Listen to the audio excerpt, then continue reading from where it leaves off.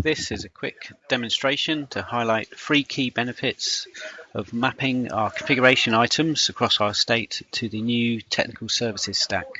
So the first key benefit is the ability to search within our configuration management database for all of the configuration items that make up each of those technical stacks explained in our technical service list.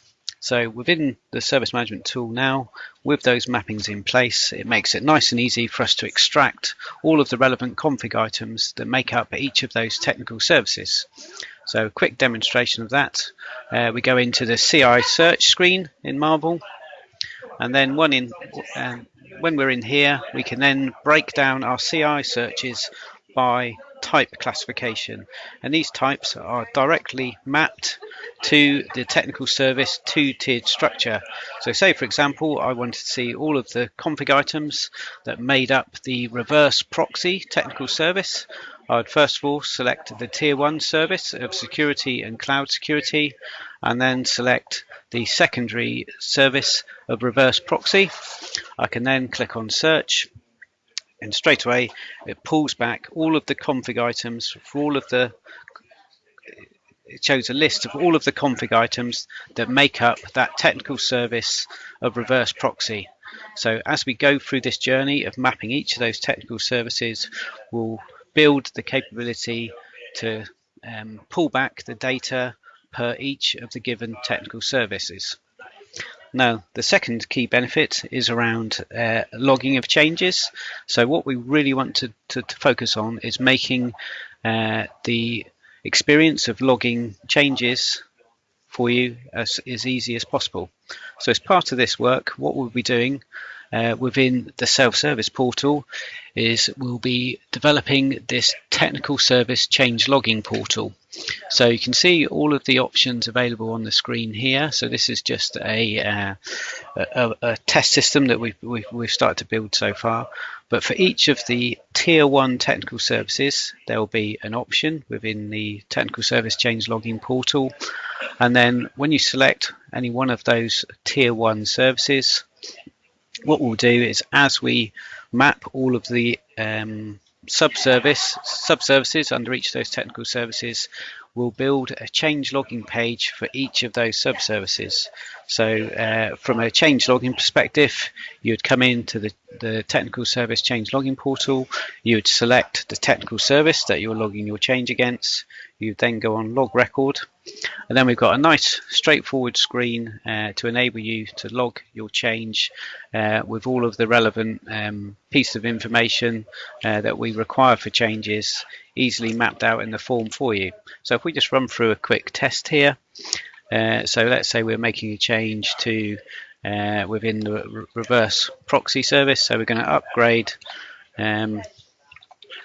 reverse proxy servers. Yeah, let's just make up a name there. So this change is going to be for maintenance. The change type is going to be a non-standard change, and we've got fields here to put the start date and the end date. So we're going to do this over a weekend, say starting at 7, and we're going to finish that by about 12 o'clock. So again, we've got the change plan, so just put details, go in here, so whatever our details of the plan are. So what we're doing with these forms is just mapping what's currently shown in the details tab when you go to log a change at the moment. So we can map all of that information into this form. So I've just pulled out a couple of the attributes here. So change region, we're going to do this in live, downtime. So I know services will be offline for the duration of this work. Yeah, whatever, backout plan, I don't know, revert to snapshot of given service. Yeah, whatever our backup plan is. Now here's where there's a little bit of intelligence built into the tool. Because we're logging this change against the reverse proxy service, when we go in to actually select the config items that we're making these changes against, click on the add remove here, and as a change builder, you will only see the config items that are actually relevant to that given technical service. So you can select multiple config items. So say we're making that change to these 3 servers here, so we just select those 3, click on OK, and then from here, if this change needs to go up for anyone's approval, we can manage that through here as well. So let's say this one's going to go to change management. So then click on raise request. What I'll do now is I'll go into the main Marvel system, and we can see what that change record looks like. So a couple of things here. So see it's pulled through the classification. So this is a reverse proxy change. It's pulled through all of the classifications there. It's pulled through the start date, the end date, and all of those details from the change are mapped into the change details screen. But yeah, so what we've done to actually show some added value with the mapping work we've done is so for each of the technical services that you log this against, it'll automatically show a pictorial view of the relationships between the config items that make up that given technical service.